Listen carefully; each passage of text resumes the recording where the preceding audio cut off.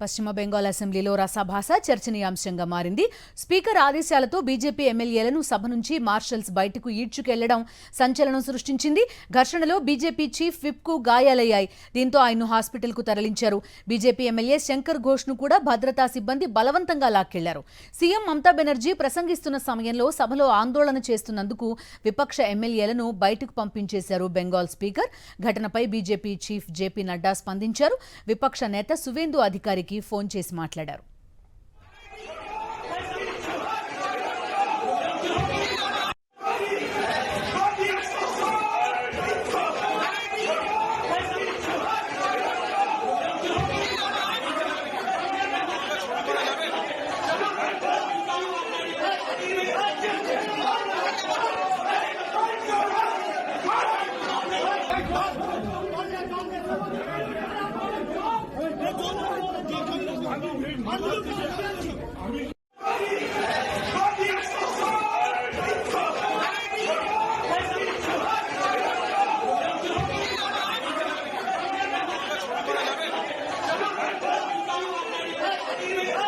పశ్చిమ బెంగాల్ అసెంబ్లీలో జరిగిన రసాభాస చూస్తున్నాం. స్పీకర్ ఆదేశాలతో బీజేపీ ఎమ్మెల్యేలను సభ నుంచి మార్షల్స్ బయటకు ఈడ్చుకెళ్లడం సంచలనం సృష్టించింది. ఘర్షణలో బీజేపీ చీఫ్ విప్ కు గాయాలయ్యాయి.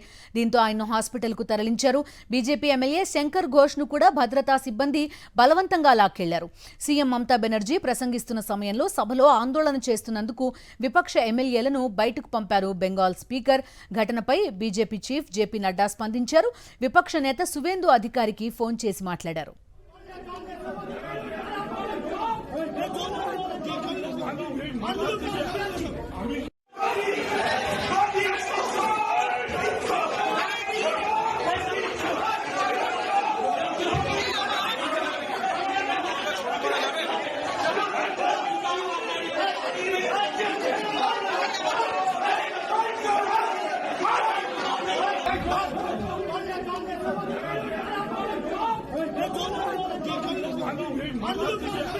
I mean